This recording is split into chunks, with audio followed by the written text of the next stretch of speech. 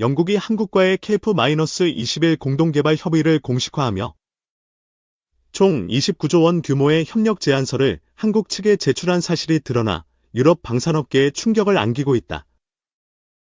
특히 이번 협의안은 영국이 프랑스, 독일, 스페인과 공동 추진 중이던 6세대 전투기 개발 프로젝트 FKS에서 사실상 단독 탈퇴 수순에 돌입했다는 분석을 낳고 있으며 이에 프랑스를 중심으로 한 EU 방산 진영은 패닉 상태에 빠졌다.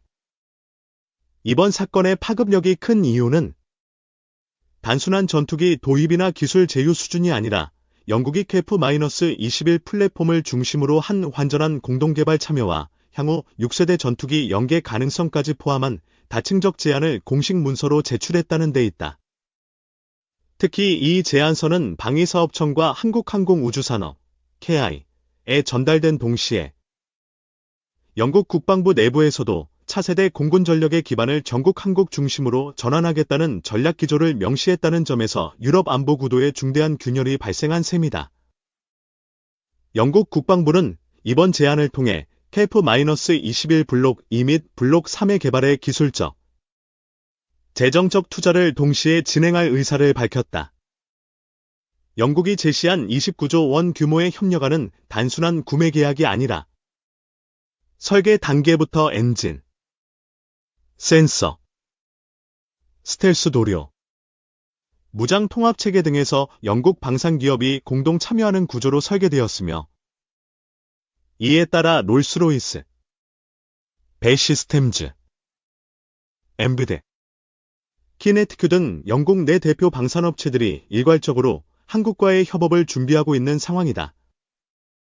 특히 영국은 KF-21의 S 레이더와 RST, 적외선 탐지 추적 장비, 공동 개발에 있어 자국 기술을 이전하는 대신 한국과 공동 특허를 출원하고 KF-21 기반의 6세대 기체로 진화할 수 있는 선형 플랫폼 개념을 제안했다.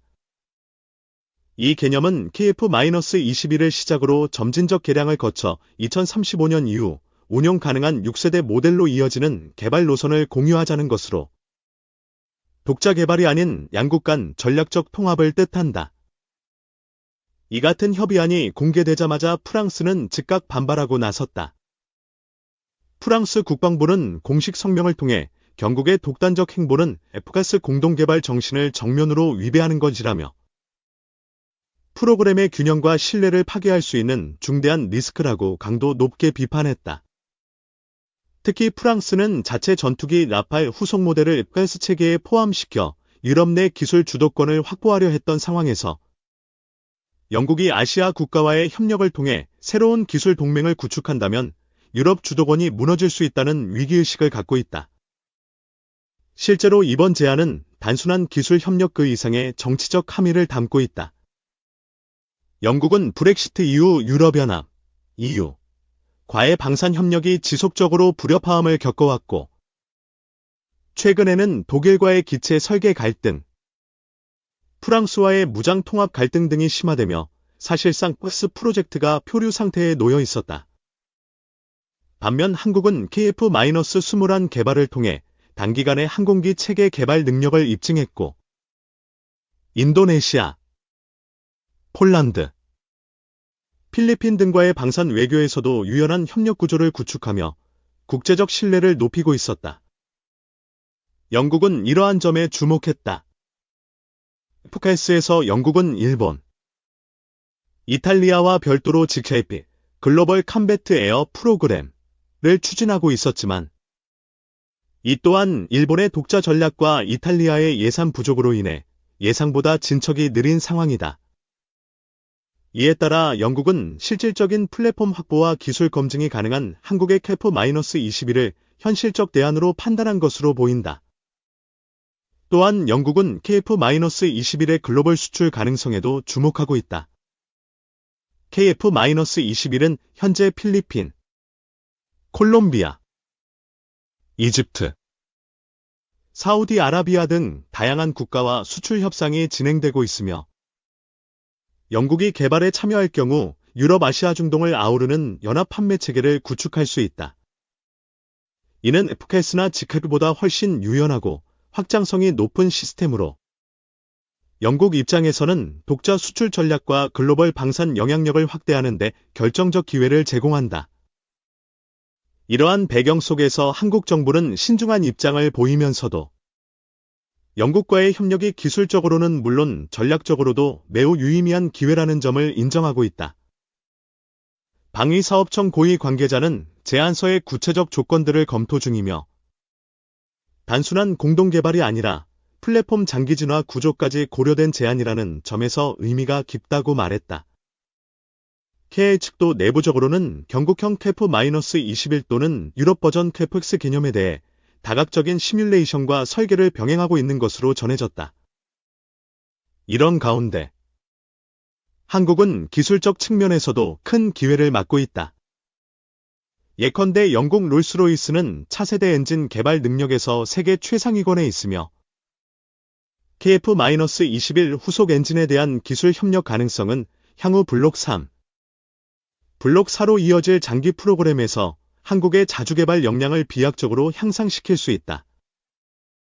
또한 배 시스템즈는 콕핏, 미션 컴퓨터, 항전 체계 등에서 강점을 보유하고 있어 한국의 전투기 운영 체계를 세계적 수준으로 끌어올릴 수 있는 파트너가 된다. 더불어 영국 측은 단순히 방산 기술뿐만 아니라 인력 양성, 군수 유지, 전술 교리 공유 등의 군사 협력도 병행하자는 제안도 내놓은 상태다. 이를 통해 영국 공군과 한국 공군은 공동 운용 개념, 합동 훈련, 무기체계 호환 등을 통해 양국 간 공중전력의 실질적 통합이 가능해진다. 이는 한국이 미국에 과도하게 의존하지 않고도 독자적인 유럽 파트너와의 제2연합체계를 구축할 수 있다는 점에서 지정학적으로도 큰 의미를 갖는다. 한편 프랑스를 비롯한 이후 국가들은 이번 협의안에 대해 외교적 압박 수위를 높일 조짐을 보이고 있다. 프랑스는 비공식 외교 채널을 통해 한국의 유럽 기술 공유에 대한 배신이라는 메시지를 전달했고, 독일 또한 한국이 영국과 협력할 경우 유럽과의 방산협력이 재검토될 수 있다는 경고성 발언을 던졌다. 그러나 한국 측은 누구와 협력하든 그것은 국가 전략에 따른 자주적 판단비라는 입장을 유지하고 있으며 과도한 압박에는 일절 응하지 않겠다는 방침이다. 정리하자면 영국의 29조 원 규모 KF-21 공동개발 제안은 단순한 사업이 아니다.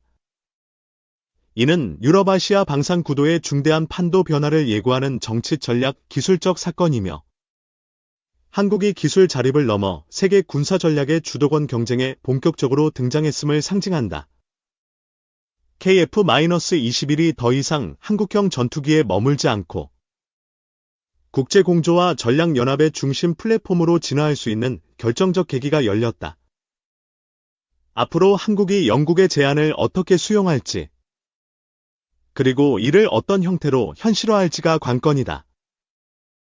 프랑스와 독일의 견제, 미국의 반응, 중동 및 아시아 국가들의 동향까지 복잡한 지정학적 퍼즐 속에서 KF-21은 단순한 무기체계가 아닌 국가 전략의 지렛대로 자리매김하고 있다. 유럽을 흔든 이 거대한 협에서 한 장이 결국 한국 항공산업의 새로운 시대를 열지 주목된다.